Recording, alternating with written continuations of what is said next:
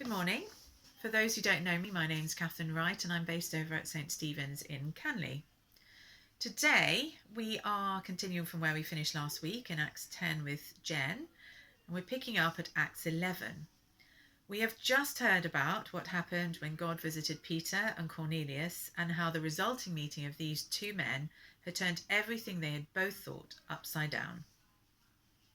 And now Peter is called in to explain to the Jewish apostles and believers at a council in Jerusalem about what had happened and why it was that he was eating with people who were Gentiles, the unclean.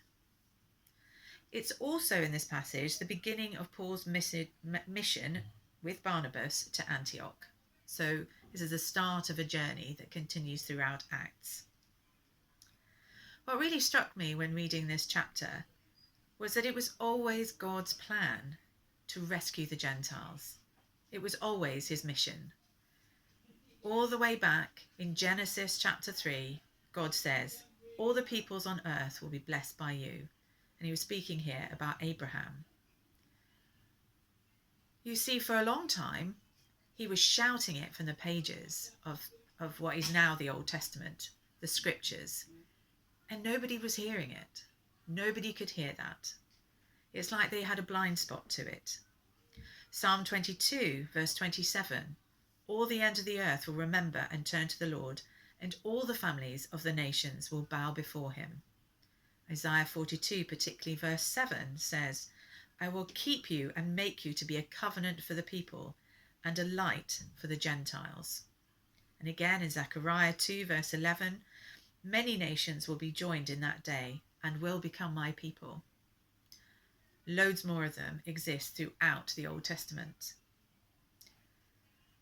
I was really struck that we need to give time, like the council in Jerusalem did, to let others speak when we're shocked by what they do and before we judge their behaviour.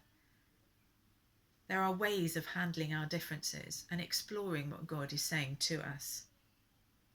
When they did this, the result was that something changed in the mission of the early church. They began preaching to the Greeks in Antioch, and this is where the believers first became known as Christians. God may surprise us at any time, and we might not expect it.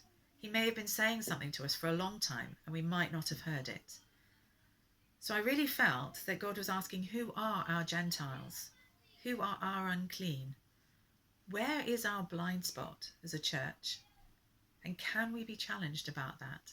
How open are we to what God's Spirit is saying? Later on, towards the end of the chapter, we hear about the prophet Agabus. God showed him a vision of a severe famine coming to affect the entire Roman world. This prophecy preempted a plan to help, to prepare. And I really felt that God was just encouraging those of you who have dreams and visions, prophetic words, to actually really start exploring that, to share it, to make yourselves accountable in your 2s and 3s, or your missional communities, or to your accountability partners. Everybody has a different way that they have found accountability, and I would encourage you to make sure that you have that, so that together you can discuss it, share it, weigh it, test it, and then bring it to the leadership. Because there are really significant things, I believe, in this time that God is trying to tell us.